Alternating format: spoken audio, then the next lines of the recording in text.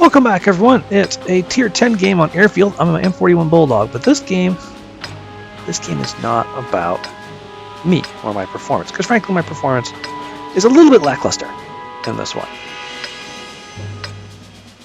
Move out. This one is actually about several members of my team. We're going to point out the two most important ones right here and now. Bullion Mastiff in his T-54 lightweight has started off the game by just yelling into chat.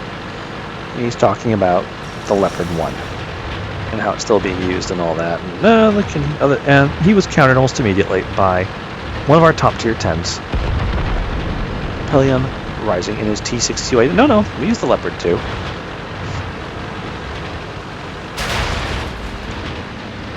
And the two of them are starting off having, I guess, a discussion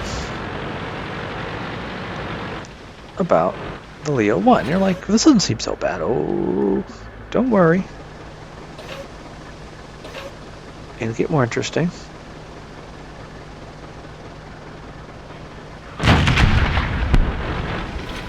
So yeah, just chilling up here. Very aggressive scouting position, hoping that I'll spot things for my team to kill. Because it's very hard to disengage in this position once you're into it. Tier 10. Heavy tank. Whose gun looks like it's pointing at me, so I just decide to shoot him and back away. Because I'm not sure if he can see me or not, because I don't have 6th sense. Now I know he can see me. But hey, I got some damage in. Yay, right? Right? Maybe? Come up here, look for the Waffentrager, don't see him. That might have been a shot from the FV215B, who was probably just hoping I'd have popped out almost immediately after vanishing so he could shoot me in the face.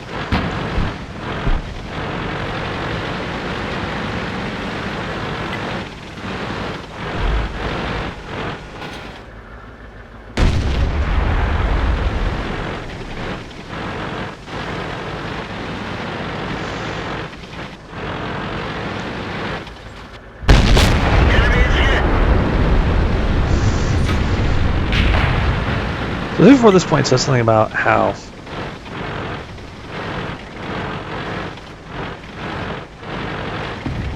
talks about an RU-251 got through or something like that, but I don't see an RU-251 on their team. So at this point, the T-62 starts griping. I'm trying to scout from behind my bush right here, trying to keep an eye on the airfield side of things. He's saying, hey, my scouts aren't scouting. I'm scouting. I'm scouting very carefully from behind this bush, thanks. But not everyone seems to equate actual efforts at passive scouting with scouting. I'll bet maybe I could have done a better job here, but this is a bloody hard map to scout on, in my experience. Maybe I just haven't figured out the trick of it yet. Here we are. We're poking from behind this bush. We're seeing what's going on. We're hoping something will stumble out where the tank destroyers 704 and the E3 and the 268 can just put a big hole in them. But the other team isn't being that dumb. They know we're here.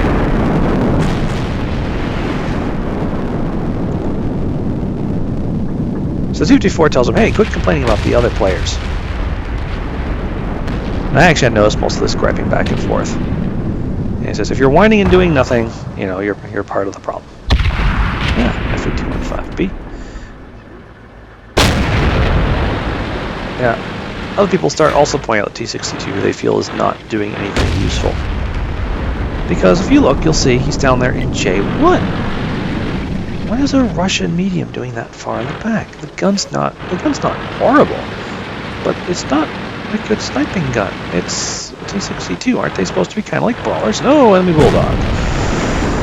Yeah, I probably just got lit right there.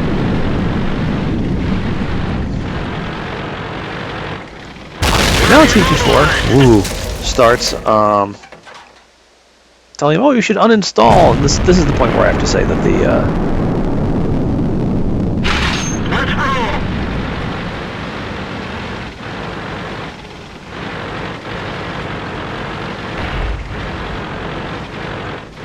he seems to feel that he's not getting good scouting. Well, perhaps he should get better scouting, but hey, it's not because I'm not making some effort up here. T-54 is pinned down in a bad spot. That's his own darn fault, but he's trying it. At least he's up there in the front lines. I'm over here trying to fight myself without getting blown up. Yeah.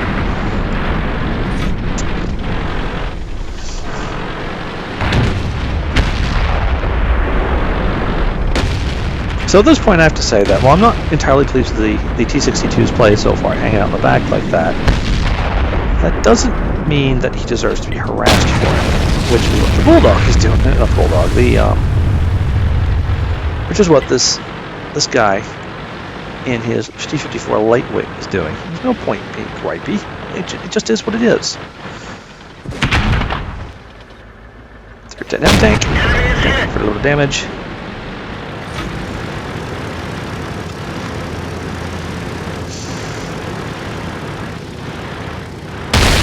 Oof! Big hit from the Conqueror gun carriage. Probably should have backed up a little bit more. Oh well. So it goes quiet for a moment. Part of me is really hoping. And I still haven't noticed this whole thing going on originally. I'm still concentrating on trying to do damage and score hits. Oh, there's a Leo 1 back there. Throw a shot in, just take your time to dive out of the way of the Leo shot.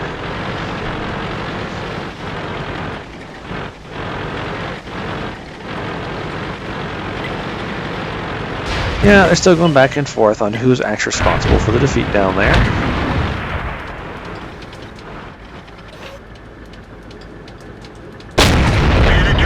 Yeah, he on the Lothman Traeger.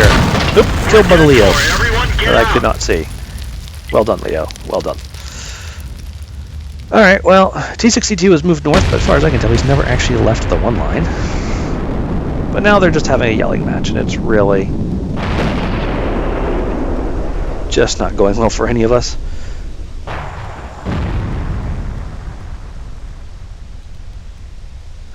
And they're throwing insults at each other because some people can't handle little things like being beaten up in a video game or something.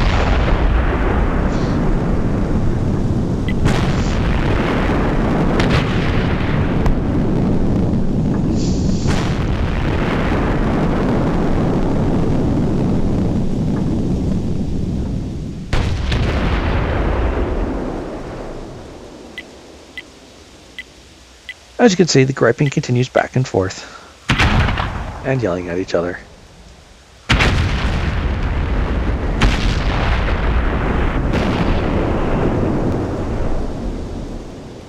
Now he's calling for us to report the 62A for inaction, which is actually wrong. He has been trying to do things. So at this point, even though I'm still not entirely thrilled with 62A is like just chilling in the back sort of kind of play. There's no point in calling for inaction. He has actually been shooting and moving and doing things.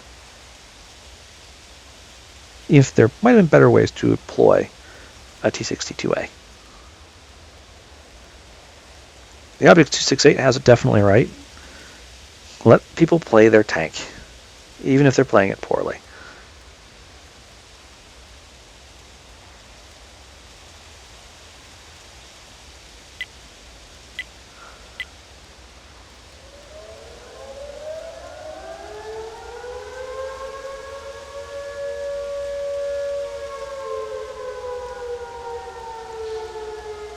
As you can see, the griping is just drawing more and more people in.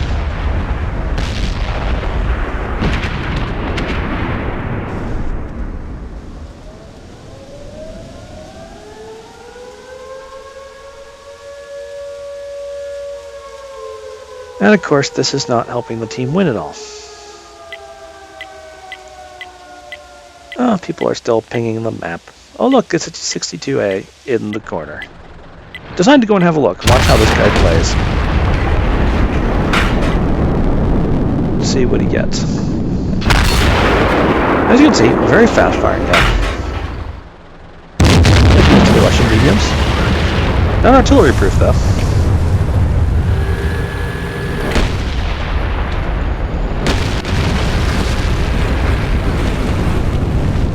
Interesting, the battle's actually not too far off. if someone would just put their hand pants and attack. The Object 704 is the man with the man-tanks. Gets a very solid hit on their T-95. Tries to call some more fire on it. And backs away while he reloads. Fortunately, there's one big difference between the T-95 and the Object 704. They both have very, very powerful guns. 704 is faster. T-95 has more armor. A lot more armor. And the 704 did not have enough health to take another hit. So at long last, T-62 has decided he can do something. He has spotted a vulnerable target. Yep, he's going for that T-95. Big, slow, incapable of turning. Yeah, he's going for easy prey. Which is actually the right thing to do, one has to admit. There is an E-75 there that might cause some problems. But luckily for all Apollyon Rising here, someone else kills the E-75. Unfortunately, he gets himself stuck on a rock and gets mauled even more by the T-95. The T-95 now is in real trouble, though he's gotten around its side. He really needs someone to come up and help him.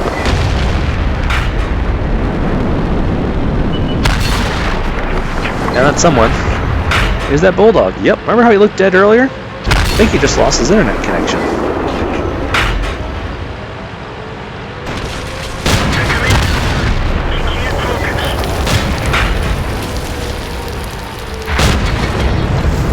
And he's taken out by a Bulldog.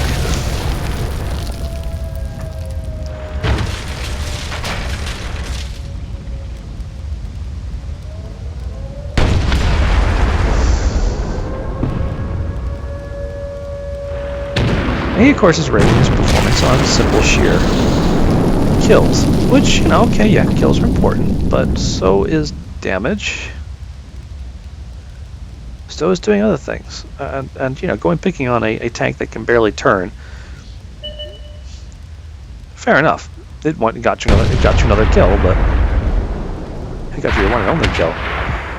But I still feel like maybe this is the one thing where I have to slightly agree. I feel like maybe your tank could have been used better. Sure, maybe we scouts had a bad time of it, but I put my tank where I thought it'd be useful, just like everyone else did. And even if I feel like Mr. Bullion and company were wrong in their accusations against him, they should have just let him play. And that doesn't necessarily mean that he did it right either. Not saying I did it right. I'm not sure I did it right. I still am trying to figure out how to play light tanks in general, not just on this map. Despite all those replays played up, I have the Walker Bulldog and the T-37. But there's no point for this sort of nonsense in a game. It's supposed to be for fun.